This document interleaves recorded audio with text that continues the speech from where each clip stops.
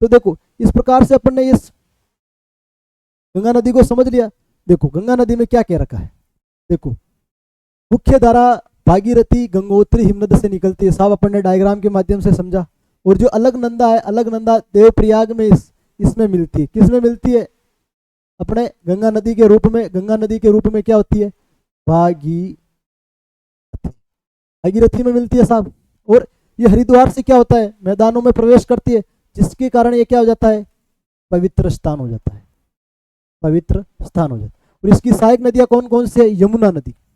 यमुना नदी इसकी क्या है, प्रमुख सहायक नदी। सबसे इंपॉर्टेंट नदी कौन सी है, यमुना नदी। वैसे तो वो सभी इंपॉर्टेंट है, लेकिन मुख्य रूप से जो इंपॉर्टेंट नदी होती है यमुना नदी। और ये कहा वेस्ट बंगाल के फरक्का तक ये बहती है साहब, है जैसी जैसी। फिर नदी दो भागों में बट जाती है। दो भाग कौन कौन से हो गए, एक तो पहला हो गया भागीरथी और दूसरा हो गया हुगली। आप ये इस प्रकार से दो भागों में बट गई। और देखो आपके सामने ये देखो, ये जो यमुना नदी है, ये यमुना नदी इसकी सहायक नदी। अपन ने इस प्रकार से समझा भी ये क्या है, गंगा नदी, गंगा नदी। तो देखो दोस्तों क्या होता है कि जैसे गंगोत्री से निकलती गंगा, ऐसे ही यमुना नदी निकलती है यमुनोत्री से, और इसके सीधे समानांतर पश्चिम की ओर बहती हुई इसमें अंदर मिल जाती है। ये कहां से निकलती है, यमुनोत्री।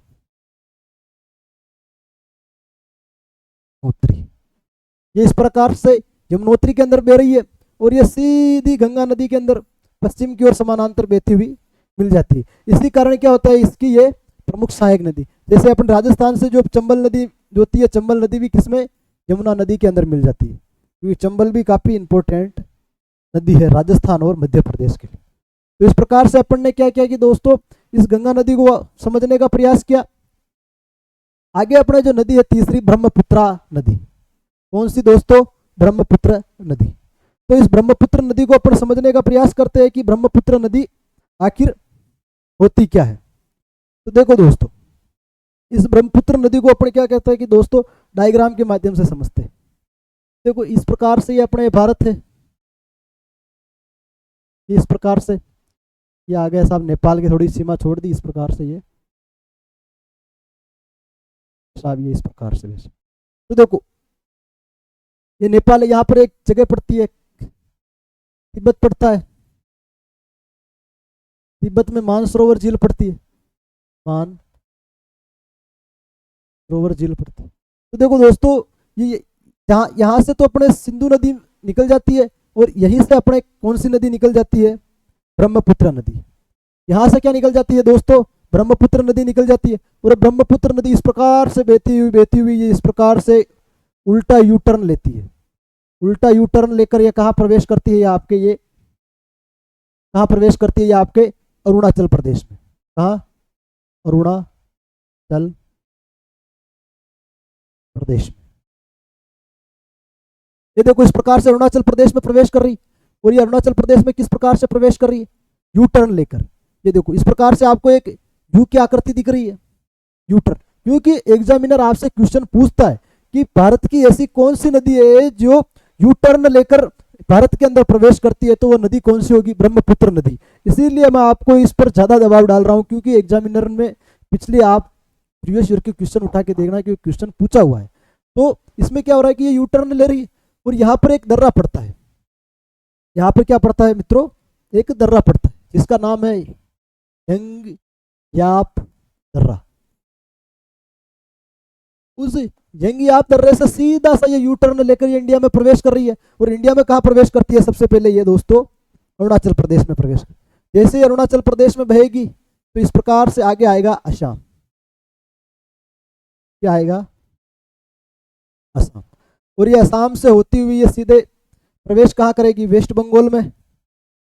और वेस्ट बंगाल के बाद ये कहाँ प्रवेश करेगी, बांग्लादेश में।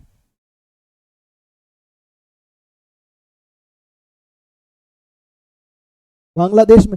और इस प्रकार से होगी नदी, जैसे मैंने अभी आपको पीछे समझाया कि किस प्रकार से गंगा और ब्रह्मपुत्र मिल रही। ये जैसे ही मिलती है तो क्या बन जाती है, जमुना। जमुना नदी,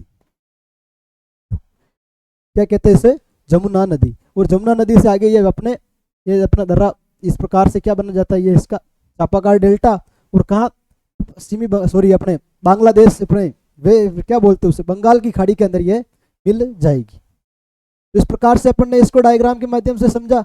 देखो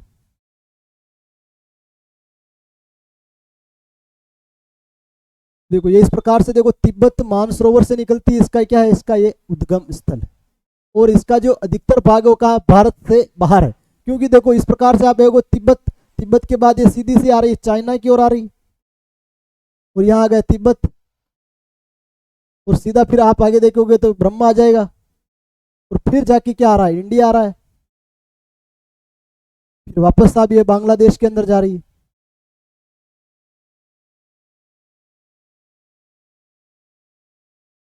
ये बांग्लादेश के अंदर वापस जा रही। तो इस प्रकार से इसका जो अधिकतर भाग है, अधिकतर भाग का है अपने इंडिया से बाहर है।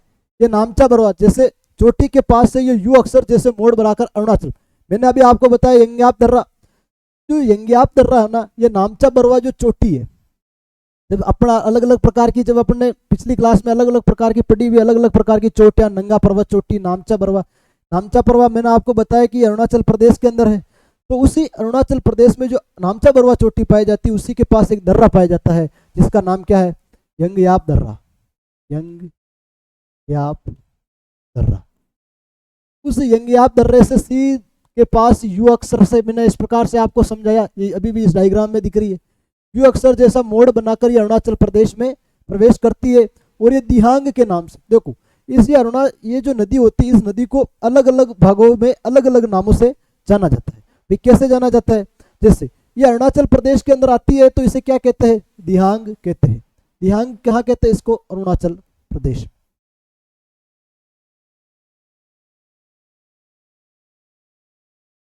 ठीक है साहब।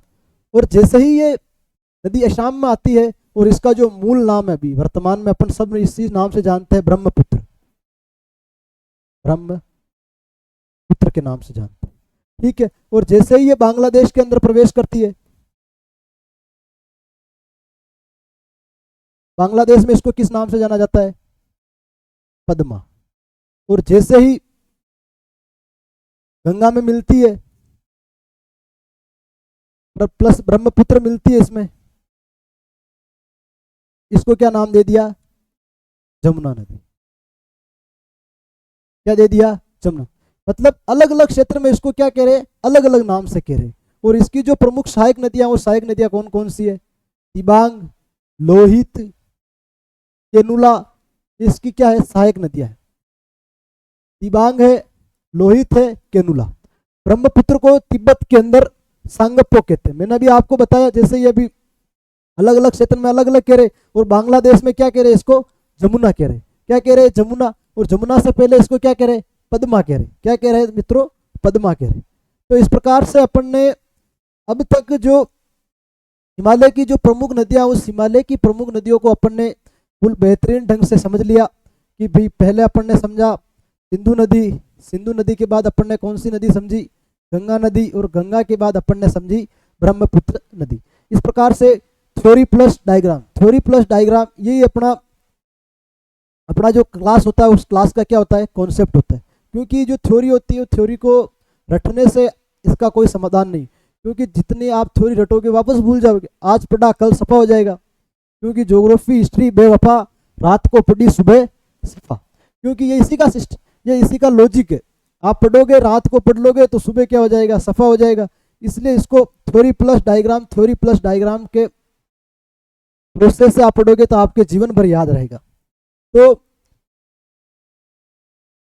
जिन बच्चों को क्लास अच्छी लग रही है, वो क्लास को भी लाइक जरूर करें, ताकि हमें भी मोटिवेशन मिले कि वह क्लास बच्चों को अच्छे से समझ में आ रही है, बस हमें इसका मोटिवेशन मिलता रहे।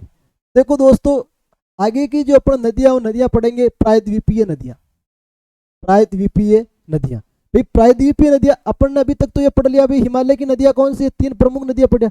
लेकिन अब अपन पढ़ेंगे हिमालय की प्रायद्वीपीय नदियां, जो दूसरा भाग है। ये इसका क्या हो गया, दूसरा भाग। अपन ने सर्वप्रथम 2 भागों में बांटा था, हिमालय की नदियां और दूसरा प्रायद्वीपीय। तो ये क्या हो गई, प्रायद्वीपीय नदियां। इस प्रायद्वीपीय नदियों को वापस अपन 2 भागों में बांटेंगे। ये डायग्राम बना लेते हैं। ये हो गया पूर्वी घाट और ये हो गया पश्चिमी घाट।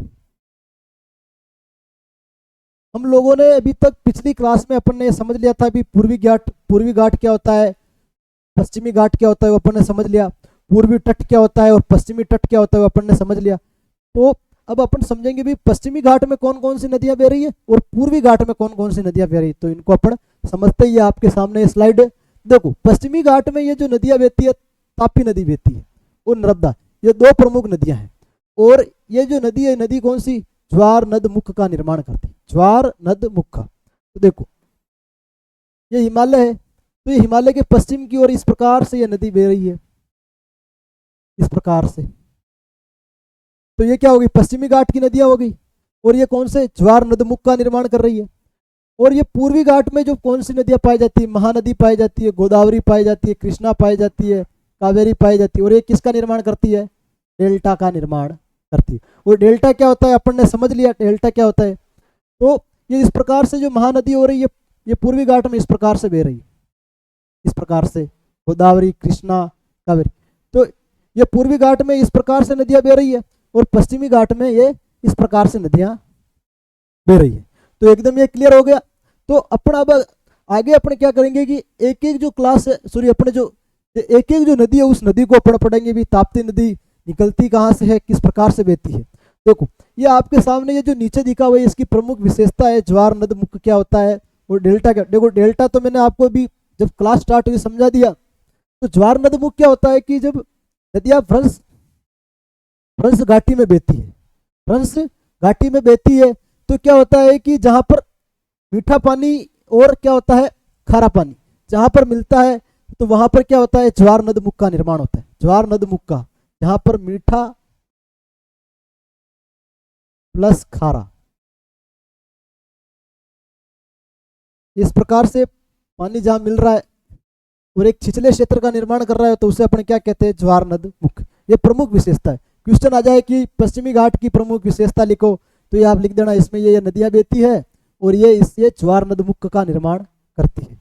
या सही है गलत में 4 ऑप्शन आ जाए, या दे दे कि पूर्वी घाट ज्वार नद मुख का निर्माण करता है। तो आप बताओ कि कमेंट में कि मेरे को कि सही है कि गलत है, क्योंकि आपके सामने स्लाइड पे भी लिख रखा है। ये ओबियसली गलत है। क्यों, क्योंकि जो ज्वार नद मुख है ये कौन, पश्चिमी घाट होता है, वो पश्चिमी घाट बनाता है। ठीक है, एकदम क्लियर। आगे बढ़ते। तो देखो इस प्रकार से, देखो ये पहली जो नदी आ रही है वो नदी आ रही है नर्मदा नदी। कौन सी नदी आ रही है मित्रों, नर्मदा नदी। नर्मदा नदी का जो उद्गम है, उद्गम कहाँ से होता है, अमरकंटक की पहाड़ी एमपी से होता है। देखो इसको अपने डायग्राम के माध्यम से समझ लेते हैं। आपके पास में अपन एक ऐसा क्या करते हैं, एक डायग्राम बना लेते हैं। ठीक है साहब, तो ये अपने ये एमपी का इलाका आ गया। यहाँ पर एमपी का इलाका आ गया। एमपी के इलाके में छोटे छोटे से एक अमरकंटक की पहाड़ी पाई जाती है, की पहाड़ी। उस अमरकंटक की जो पहाड़ी पाई जाती है इस प्रकार से, यहाँ से इस प्रकार से ये अपनी एक नर्मदा निकलती है। ये इस प्रकार से एमपी में बहती हुई थोड़ा बहुत महाराष्ट्र में बहेगी, फिर कहाँ बहती है, गुजरात में, और इस प्रकार से ये अरब सागर में मिल जाती है, अरब सागर में ये मिल जाती है। तो इस प्रकार से ये एक भ्रंश घाटी में बहती है, भ्रंश घाटी में बहती है। इसमें बहती है भ्रंश घाटी जो होती है, ये भ्रंश घाटी के अंदर बहती है और ये धुआंधार जलप्रपात का निर्माण करती है। देखो ये आपके सामने एक शब्द है जलप्रपात। जलप्रपात क्या होता है, देखो इस प्रकार से नदी बह रही होती है, जैसे एक निचला क्षेत्र आता है, तो ये साहब ये निचला क्षेत्र आ गया, तो नदी यहाँ से बहती हुई क्या होती है, एकदम सीधा पानी इस प्रकार से एक झरने का निर्माण करती है, इस प्रकार से एक झरने का निर्माण कर दिया। तो इस झरने को क्या कहते हैं, जल प्रपात। इसको दोस्तों क्या कहते हैं, जलप्रपात। इस प्रकार से नदी बह रही है, भी धसी हुई सीमा आ गई तो पानी इस प्रकार से आएगा। इस प्रकार से पानी आ रहा है तो इसे अपन क्या कहेंगे, जलप्रपात कहेंगे या झरना कहेंगे। तो इसका जो फेमस जो जलप्रपात है वो कौन सा है, धुआंधार जलप्रपात, इंपॉर्टेंट है एग्जाम की दृष्टि से। तो दूसरी जो नदी है, दूसरी नदी कौन सी है, तापी नदी। कौन सी है मित्रों, तापी नदी। तो देखो ये इस प्रकार से ये भ्रंश घाटी का निर्माण विंध्याचल के समानांतर चलती। समानांतर का मतलब क्या होता है कि एक उसके पश्चिम में चलेगी और इसके जिस प्रकार से विंध्याचल का विस्तार है इसी प्रकार से इस नदी का विस्तार पश्चिमी भाग की ओर। तो ये विंध्याचल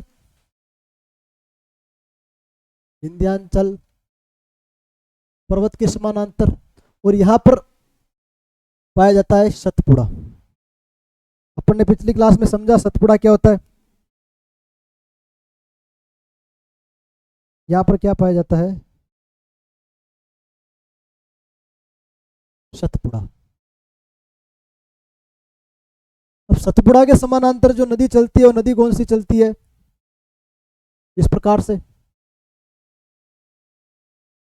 से चल रही है, जिसका नाम क्या है, तापी नदी। ये भी नर्मदा के समानांतर चलती है। ये जो नदी बहती है एमपी में, महाराष्ट्र और गुजरात, ठीक है, गुजरात में बहती तापी नदी। और तापी नदी के किनारे क्या स्थित है, सूरत स्थित है। गुजरात का एक प्रसिद्ध शहर है कॉटन सिटी, जिसका नाम क्या है, सूरत, फेमस सिटी सभी जानते हैं। सूरत तापी नदी के किनारे बसा हुआ है। देखो ये तापी नदी के बारे में क्या लिख रखा है, एमपी में एक जिला पड़ता है जिसका नाम है बैतूल। बैतूल में एक सतपुड़ा की पहाड़ियों से इसका क्या होता है, उद्गम होता है। इसका जन्म स्थान क्या है, एमपी बैतूल जिला, सतपुड़ा की पहाड़ियां। ये नर्मदा के समानांतर एक भ्रंश घाटी के रूप में बहती हुई है और ये अरब सागर में मिल रही है। और यहाँ पर क्या निर्माण कर रही है, ज्वार नद मुख। ये इस प्रकार से क्या निर्माण कर रही है मित्रों, ज्वार नद मुख का क्या कर रही है, निर्माण कर रही। तो इस प्रकार से ये मोटे मोटे तौर पर दो ही प्रमुख नदियां हैं जो पश्चिमी घाट में पाई जाती है। तो ये अपन ने पढ़ लिया।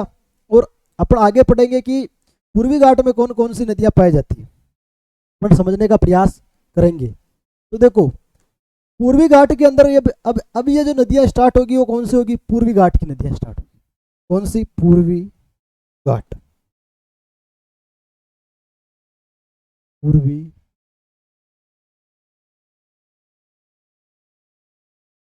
इस प्रकार से क्या है, पूर्वी घाट की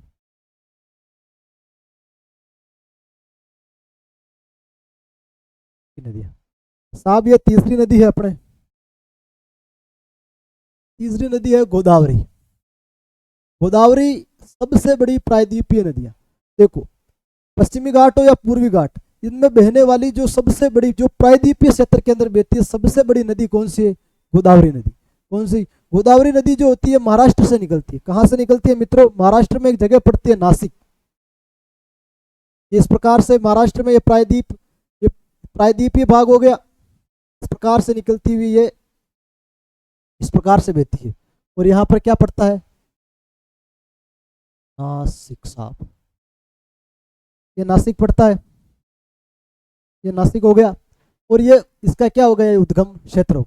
ये 1500 किलोमीटर इसकी क्या है टोटल लंबाई, इसकी लंबाई टोटल कितनी हो गई, 1500 किलोमीटर इसकी क्या है लंबाई। और इसका जो 50% जो भाग है वो 50% कहाँ है, महाराष्ट्र के अंदर, क्योंकि ये महाराष्ट्र में बहती है। ठीक है साहब, महाराष्ट्र से सीधी कहाँ जा रही है, कर्नाटक में जा रही है। और कर्नाटक से फिर कहाँ जा रही है, आंध्र प्रदेश। और ये आंध्रा से आगे जाने के बाद ये कहाँ प्रवेश, इस प्रकार से ये डेल्टा का निर्माण करेगी। केजी बेसिन कहते हैं जिसे, क्या कहते हैं, केजी बेसिन। कृष्णा गोदावरी का बेसिन कहते हैं, शॉर्ट में से केजी बेसिन कहते हैं। ये इस प्रकार से क्या कहाँ मिल रही है, बंगाल की खाड़ी मिल रही है, बंगाल की। और बंगाल की खाड़ी में ये फिर क्या निर्माण कर रही है, डेल्टा। क्या निर्माण कर रही है ये मित्रों, डेल्टा। और इसकी प्रमुख सहायक नदियां कौन सी है, पूर्णा नदी, वर्धा, मंजरा, पेनगंगा, प्राणहिता। ये इसकी क्या होगी मित्रों, सहायक नदियां होगी। इस प्रकार से जो गोदावरी नदी है, उस गोदावरी नदी के जो मुख्य जो फैक्ट थे, उस फैक्ट को अपन ने समझने का प्रयास किया। जो आपके एग्जाम में जो प्रायद्वीपीय जो नदी है, उस प्रायद्वीपीय नदी की सबसे महत्वपूर्ण नदी है कौन सी? गोदावरी नदी। देखो महत्वपूर्ण सभी होते हैं, लेकिन मैं आपको इस क्लास में जो इम्पोर्टेंट बता रहा हूँ, तो उसके देखो 90% चांस है उसके एग्जाम में क्वेश्चन आने के। मैंने आपको हिमालय की नदियां प्रमुख बताई, जिसमें भी सबसे महत्वपूर्ण कौन सी? गंगा नदी बताई। उसी प्रकार से गोदावरी नदी प्रायद्वीपीय नदी की सबसे इंपॉर्टेंट नदी है। तो मित्रों हम आगे बढ़ते हैं महानंदा नदी। ये महानंदा नदी देखो छत्तीसगढ़ में इसका उद्गम होता है।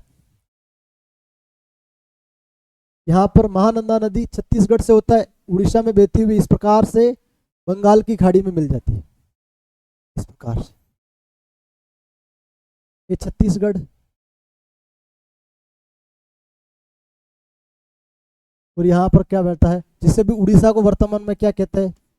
ओडिशा। ओडिशा से फिर कहाँ मिल जाती है? बंगाल की खाड़ी में मिल जाती है। देखो लिख रखा है। और इसकी 260 किलोमीटर इसकी क्या है? कुल लेंथ है। सॉरी 860 किलोमीटर इसकी क्या है? लेंथ। की लेंथ कितनी है? अब 260 किलोमीटर है। उड़ीसा से बहती हुई बंगाल की खाड़ी में क्या हो जाती है? मिल जाती है। और इसका उद्गम कहाँ है? छत्तीसगढ़ है। आगे बढ़ते और आगे वापस समझते अपने पांचवी नदी है जो पश्चिमी घाट की कृष्णा नदी। कृष्णा नदी भी काफी इंपॉर्टेंट है, जो महाराष्ट्र में एक जगह पड़ती है महाबलेश्वर। कहाँ पड़ती है मित्रों? महाबलेश्वर से उद्गम होता है।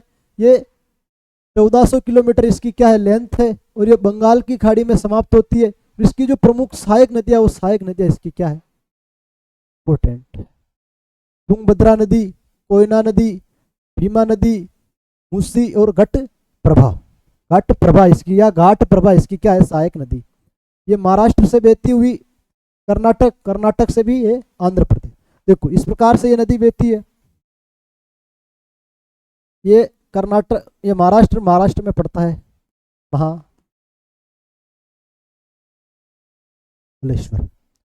महाबलेश्वर में से ये महाराष्ट्र से कर्नाटक से ये आंध्र प्रदेश से बहती हुई है बंगाल की खाड़ी में। ये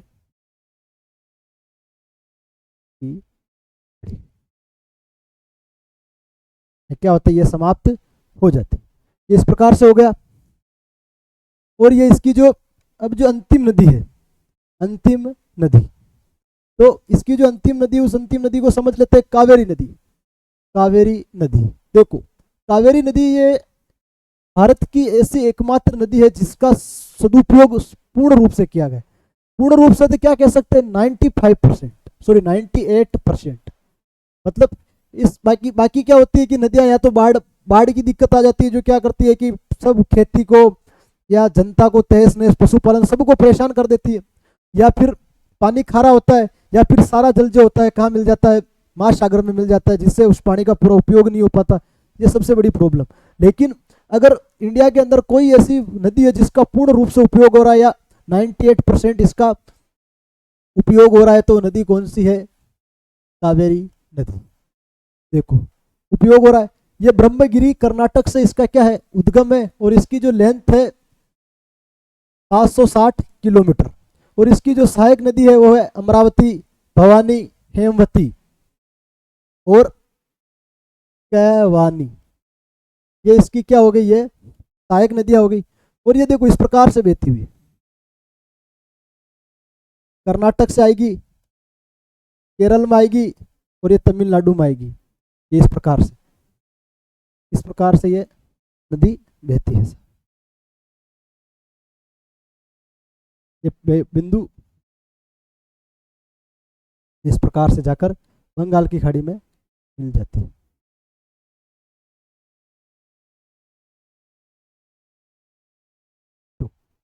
तो इस प्रकार से क्या हुआ कि अपन ने कावेरी नदी समझ ली। तो इस प्रकार से अपने जो मित्रों है, जो अपना जो टॉपिक है, वो टॉपिक का जो 90% पोर्शन है, वो पोर्शन समाप्त होता है। क्योंकि अपन ने हिमालय की नदियां पढ़ ली और प्रायद्वीपीय नदियां पढ़ ली, तो ठीक है। तो अपना जो नदियों वाला जो पोर्शन होता है, उन पोर्शन क्या होता है? समाप्त होता है। आगे हम बढ़ते हैं। तो मित्रों झीलें। देखो झीलें क्या होती है कि मित्रों चारों ओर क्या होती है, स्थलीय जो भाग होता है स्थलीय भाग से घिरा होता है और बीच में क्या होता है, जल होता है, उसे क्या कहते हैं, झीलें कहते हैं। देखो इस प्रकार से ये इस प्रकार से वाटर हो गया, इस प्रकार से क्या होगा ये इस प्रकार से वाटर हो गया। और ये इसके जो चारों तरफ क्या पाया जाएगा, इस प्रकार से क्या पाया जाता है, लैंड पाया जाता है। ये क्या पाया जाता है, भूमि पाई जाती है, भूमि। ये बीच का जो भाग क्या हो गया, ये क्या हो गई, झील हो गई। देखो भारत में झीलें दो प्रकार से पाई जाती है। देखो एक तो पाई जाती है खारी, तो दूसरी पाई जाती है मीठी। जो खारी जो झीलें वो अधिकतर कहाँ पाई जाती है, राजस्थान के अंदर कहाँ पाई जाती है, राजस्थान। जैसे ये लिख रखा है सांभर, सांभर जयपुर। पचपदरा कहाँ पाई जाती है, बाड़मेर में, बाड़। ये कहाँ पाई जाएगी, जयपुर। ठीक है, इसी प्रकार से डल झील पाई जाएगी जम्मू कश्मीर में, बेलूर झील भी यही पाई जाएगी, और भीमताल झील ये भी यही पाई जाएगी। तो इस प्रकार से ये क्या होगी, ये मीठे पानी की झीलें होगी और ये खारे पानी की झीलें होगी जल के आधार पर।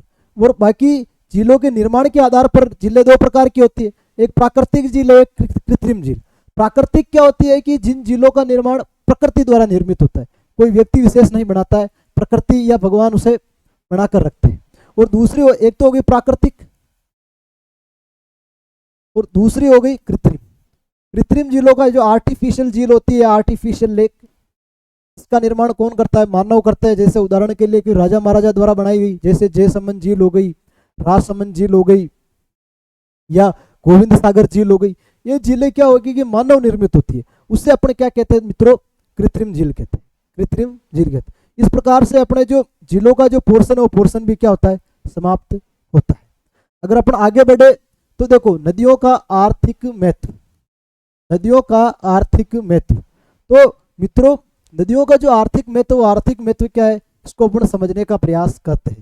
तो देखो नदियों का जो जल है, नदियों का जो जल है वो जल प्राकृतिक जन संसाधन। सही बात है साहब, ये नदी जल की घरेलू, औद्योगिक तथा कृषि में बढ़ती मांग के कारण इसका काफी महत्व है। अगर आप उद्योग धंधा करना चाहोगे तो भी जल की आवश्यकता है, आप जीवन जीना चाहोगे तो भी जल की आवश्यकता है, पशुपालन करना चाहोगे तो भी आवश्यकता, उद्योग धंधा करोगे तो भी आवश्यकता, कृषि करोगे तो भी आवश्यकता। मतलब बिना जल के संभव ही नहीं, भाई इकोनॉमी बिना वाटर के संभव ही नहीं हो सकती। तो भारत जैसे देश के लिए कृषि पर निर्भर है साहब, भारत एक कृषि प्रधान देश है। आज भी यहाँ लगभग 60% आबादी किस पर, एग्रीकल्चर पर डिपेंड है। यहाँ सिंचाई, नौ संचालन, जल विद्युत निर्माण में नदियों का बहुत अधिक महत्व है। तो देखो मित्रों, ये अपन ने समझा भी किस प्रकार से जो नदियों का जो इकोनॉमिक इंपोर्टेंस है, उस इंपोर्टेंस को अपन ने समझा। भाई बिना नदी के आप न तो जल विद्युत बना सकते हो, ना मछली पालन कर सकते हो, या न आप जो अपने नौ का जो परिवहन होता है, नाव के अंदर परिवहन होता है, वो परिवहन संभव हो सकता है।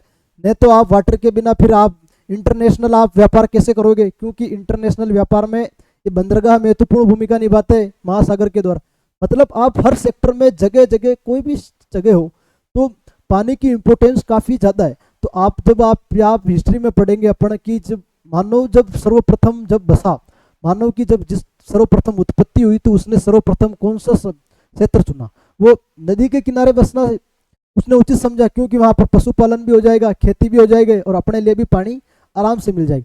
क्योंकि जैसे सिंधु हो गई, मेसोपोटामिया हो गया, मिस्र की जितनी भी सभ्यता है, ये सभ्यता किसी नदी के किनारे बसी, क्योंकि बिना नदी के मानव जीवित ही नहीं रह सकता है। तो इसका ये सार यही है कि जो आर्थिक महत्व काफ़ी इम्पोर्टेंट है। बिना नदी के जो इकोनॉमी के वो इकोनॉमी संभव नहीं है। तो इस प्रकार से दोस्तों अपन ने इस पूरे जो चैप्टर है उस चैप्टर को अपन ने समाप्त कर लिया। तो मित्रों मैं उम्मीद कर रहा हूँ कि आपके चैप्टर आपके बढ़िया समझ में आया, क्लियर आया, और अपन ने इसको पूरे डायग्राम के माध्यम से समझने का प्रयास किया ताकि आपको रटने की जरूरत नहीं पड़े। और एग्जामिनर भी आपसे क्वेश्चन पूछे तो मैं आशा करता हूं कि आप डायग्राम बनाइए ताकि, और जिन बच्चों ने अभी तक एटलस नहीं खरीदे वो एटलस खरीद लें। क्यों, बिना एटलस के ज्योग्राफी पढ़ना संभव ही नहीं है। तो क्योंकि फिर अपन हिस्ट्री पढ़ेंगे तो हिस्ट्री में भी ये इसका काफ़ी महत्व आएगा, क्योंकि अपन इसीलिए अपन ने सर्वप्रथम इस ज्योग्राफी को स्टार्ट किया, क्योंकि ज्योग्राफी के बाद अपन क्या पढ़ेंगे, हिस्ट्री पढ़ेंगे। और जो बच्चे नए जुड़े उन बच्चों को भी बता दूं कि ये जो सीरीज है, सीरीज 9th क्लास के लिए चला रखी है, SST के लिए निःशुल्क यूट्यूब पर फ्री है, तो आप इस पर अंत तक बने रहे। तो मुझे आप जाने की इजाज़त दीजिए, फिर मिलते हैं अपनी अगली क्लास में। जय हिंद, राम राम।